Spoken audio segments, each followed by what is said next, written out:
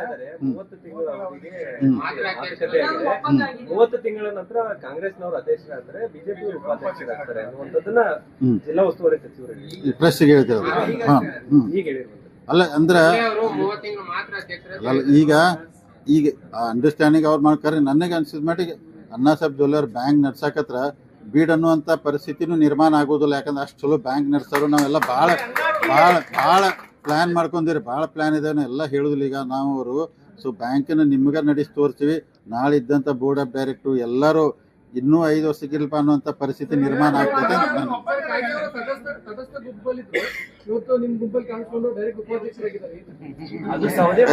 ಅಲ್ಲಲ್ಲ, ಈಗ ರಾಜು ಕಾಗೇಂದ್ ಯಾವಾಗಲೂ ರೊಟ್ಟಿ ತುಪ್ಪದಾಗ ಬೀಳ್ತೈತೆ. ಅವ್ನು ರೊಟ್ಟಿ ತುಪ್ಪದಾಗ ಬೀಳೋದು ಬಾಂಧ ಪಾಟ್ನ ಅನ್ನಪೋಸ್ ಆದ್ರಿ, ಬಾಂಧ ಉಪಾಧ್ಯಕ್ಷ ಆದ್ರೆ ಅದು ಉಸ್ತುವಾರಿ ಮಂತ್ರಿ ಅವ್ರಿಗೆ ಗೊತ್ತ ಹೆಂಗಾದ್ರು. ಬಟ್ ರಾಜು ಕಾಗೆ ಒಳ್ಳೆ ಮನುಷ್ಯ ಆದ್ರು, ಅವ್ರು ಸಹಕಾರ ಕೊಡ್ತಾರೆ. ಎಲ್ಲರೂ ಏನಿಲ್ಲ ರೀ, ಎಲ್ಲರೂ ಕೂಡಿ ಕೇಸಿದ್ರು ಕಾಂಗ್ರೆಸ್ ಬಿಜೆಪಿ ಅಂದ್ರೆ ಚಂದಂಗೆ ಮಾಡ್ಕೊಂಡು ಹೋಗ್ತಾರೆ. ಈಗ ಮತ್ತೆ